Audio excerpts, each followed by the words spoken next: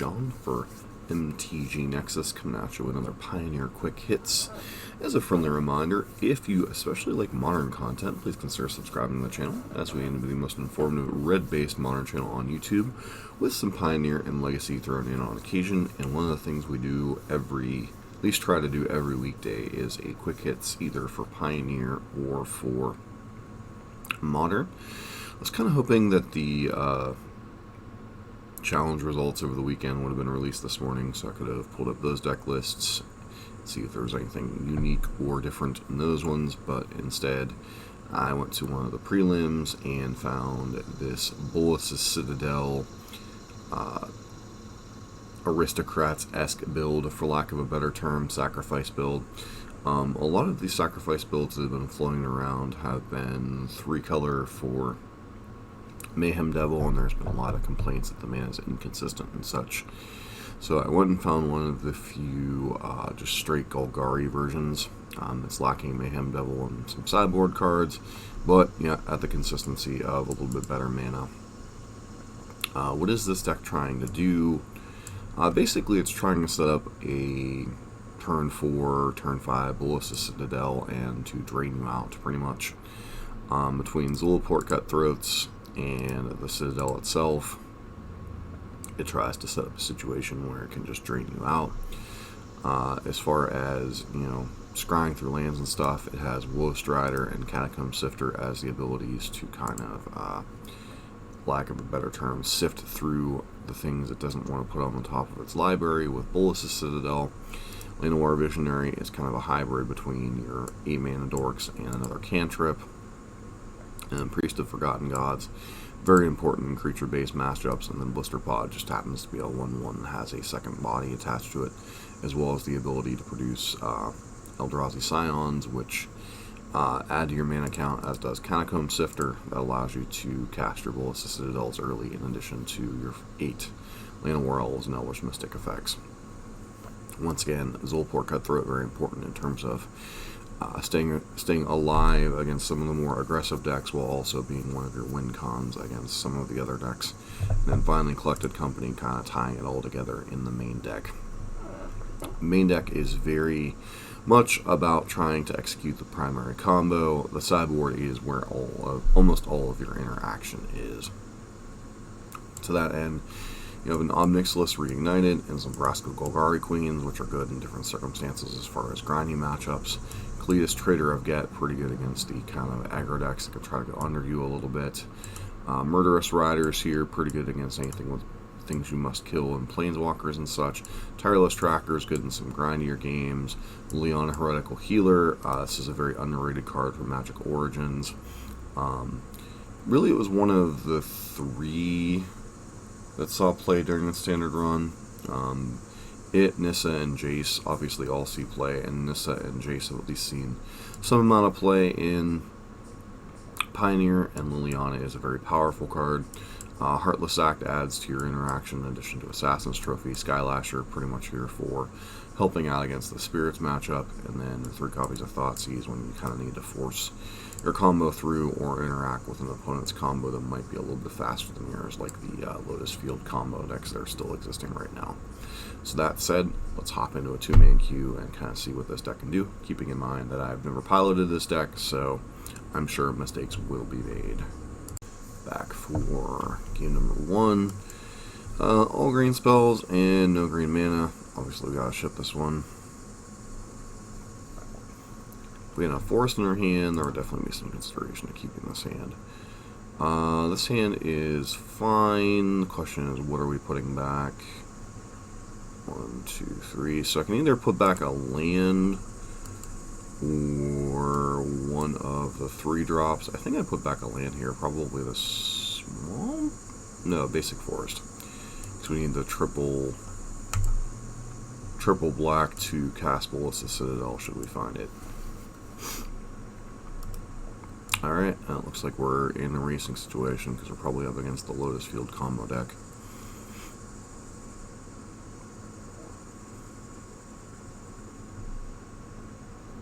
I suppose it could also be either Niv or Sultai, but I'm almost banking on field. Yeah, it's definitely field.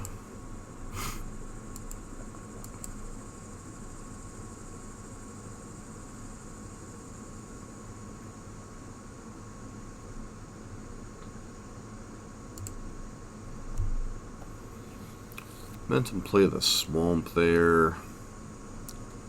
Question is, am I supposed to set up the priest or am I supposed to set up the catacomb sifter anyway? I think we're going to go with the priest this turn because I mistapped or put the wrong land into play. Wooded Foothill is a little bit awkward with Blooming Marsh.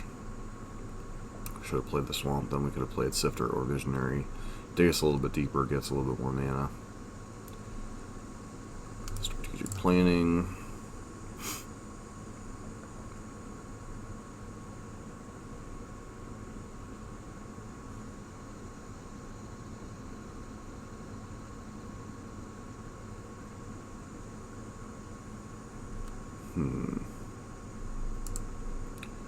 So currently have access to 4 mana. I think I start with Visionary.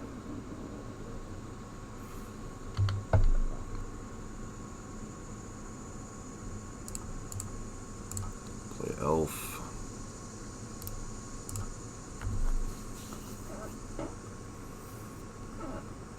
So we can definitely...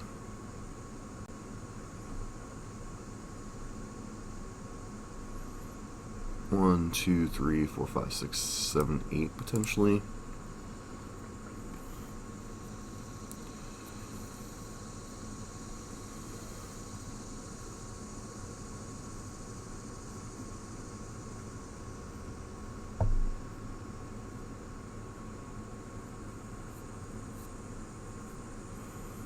Problem is I really want to play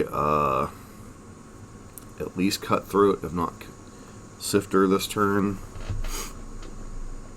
So I wonder if I'm not just supposed to play both of these and kind of try to go off the following turn.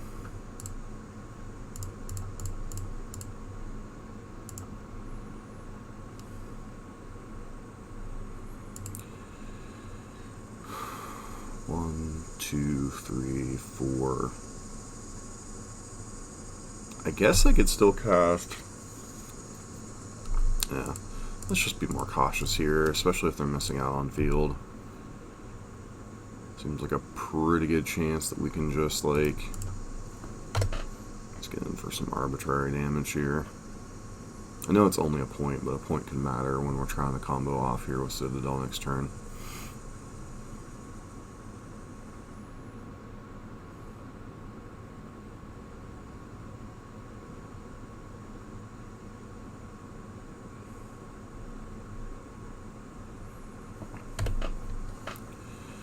Really isn't netting them any mana, so I'm not particularly worried about it.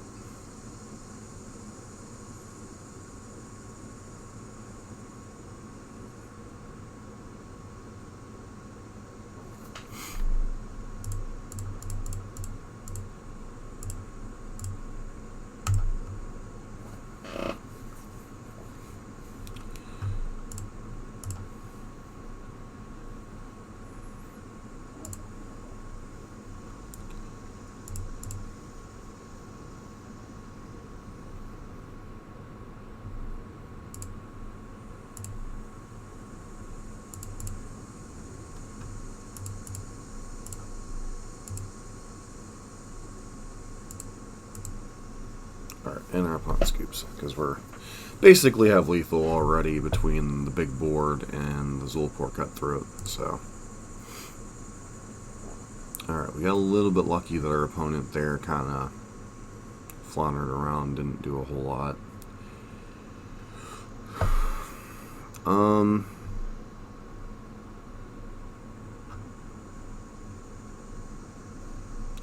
As far as interaction, what do these field decks have going on lately? I know some of them have been having like Niv Mizzet nonsense.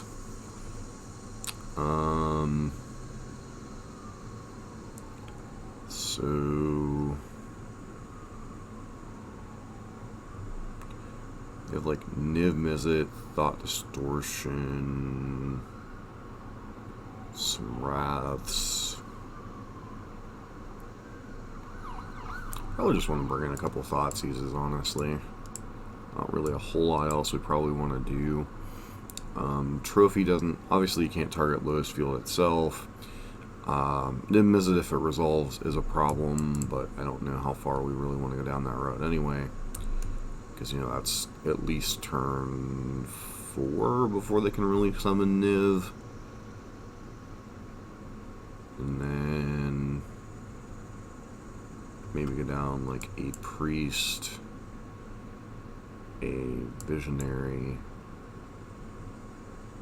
and maybe like a Blister Pod. Like, you really don't want to go down your sack guy or your scrying guys. Really don't want to go company. I guess we could have potentially gone down a collected company. I think this hand's just too awkward and so on the draw with the tap land. If this was like a Blooming Marsh, I'd probably keep it, but probably kept 7. So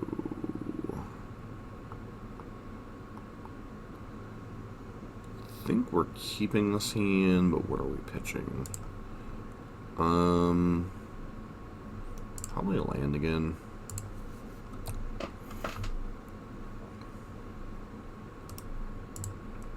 So I think I have to lead on Thoughtseize here, question mark. The thought process being that we want to be able to take our opponent's Sylvan Scrying or any of that kind of nonsense. Hidden Strings, Fate of Wishes, Dig Through Time.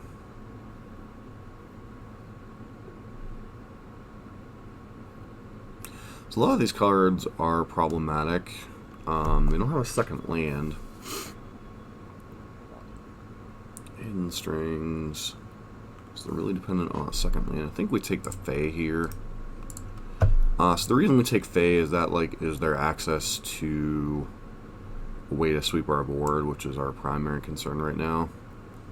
And they immediately rip the second land. So it's possible we were supposed to take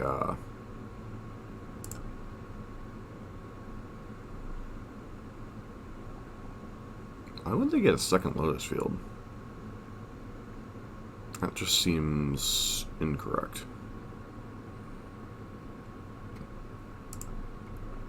I get the feeling our opponent is just learning their deck, honestly. Feels like you're supposed to get a Thespian Stage there.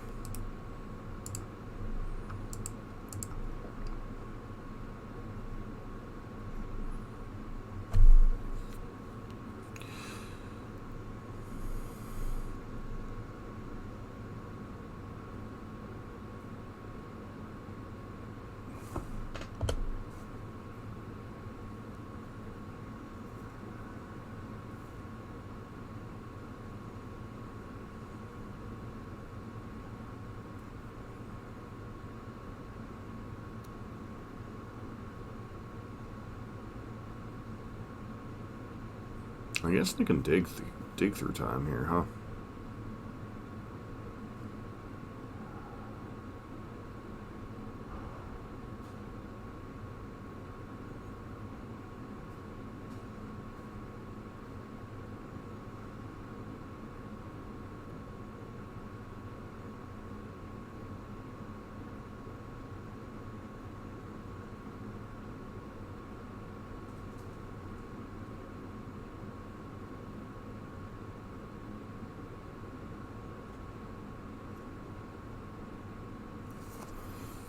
Alright, I guess we can go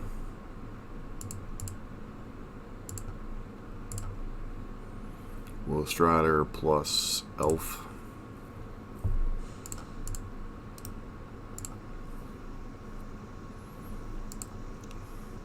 It's possible I'm supposed to play a Cutthroat out just to disincentivize them from sweeping us, but commune with dinosaurs? Sure. Alien Island. Oh, they already had the stage? Okay.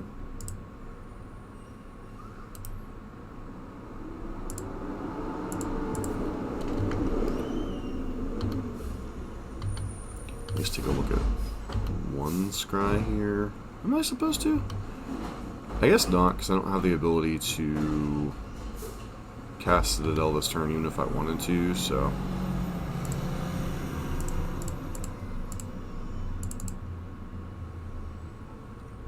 That part kind of sucks, but there's a good chance we're dead next turn, but if not,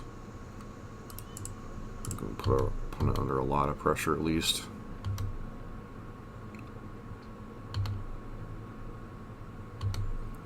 Can we kill them from here? 2, 4, 6, 8, 10, 11? Okay, 2, 4.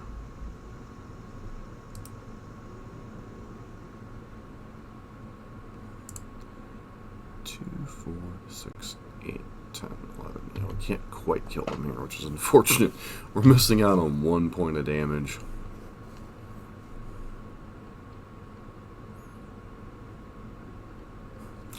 But should they go for the sweep the board plan, well, you know.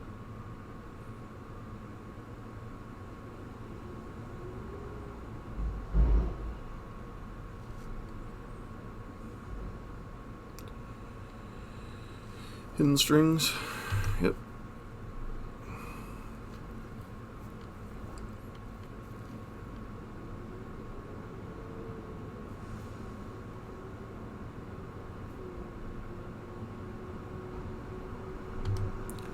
Sure.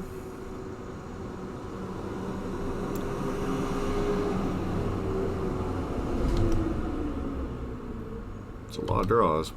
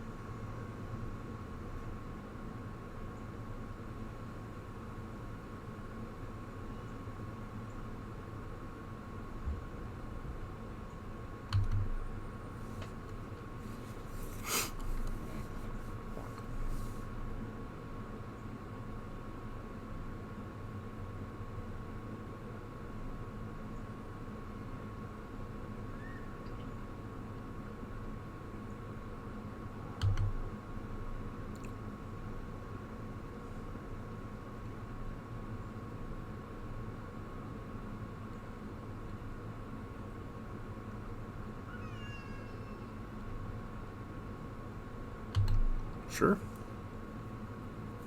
Curious to see if our opponent actually knows how to kill us with this.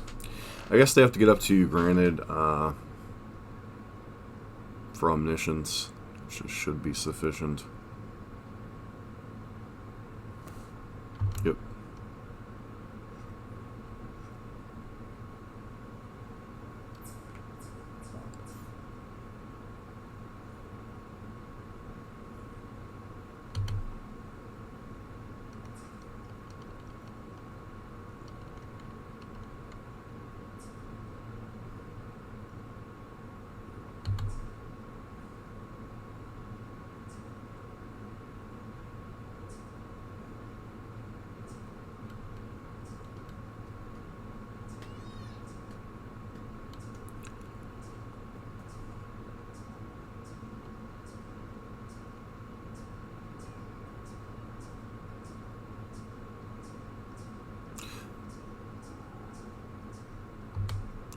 I really don't think our opponent knows what they're doing, or they're flexing.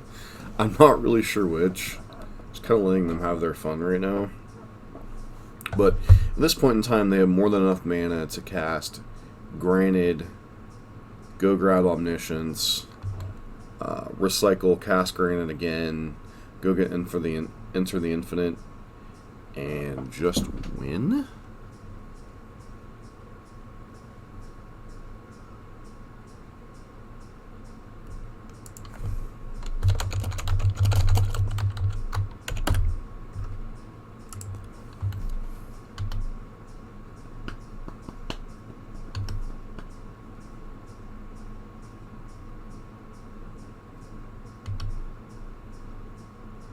Just continues to cycle through stuff for whatever reason.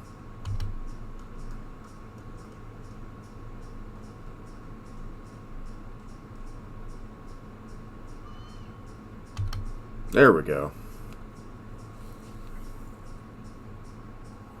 Omniscience, yeah. Really didn't need to pay all that extra mana, but sure. And they recast out Fae of the Wishes. Go grab Omniscience. Or go grab that Enter the Infinite. Draw their deck.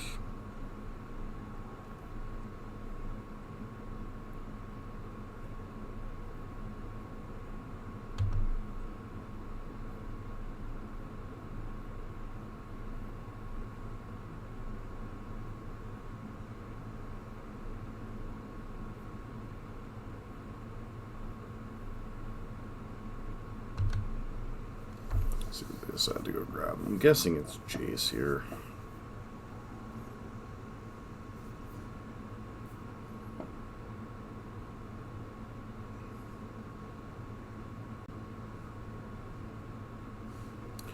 Jace on the stack will do the thing here.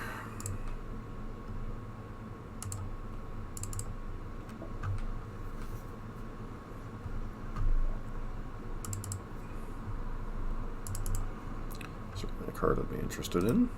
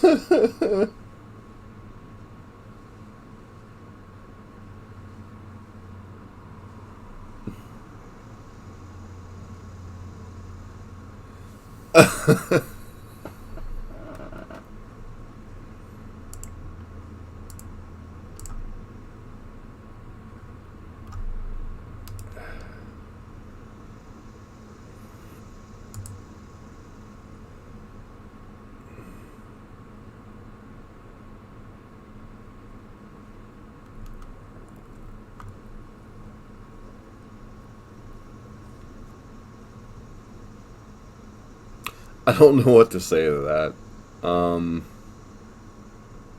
Yeah.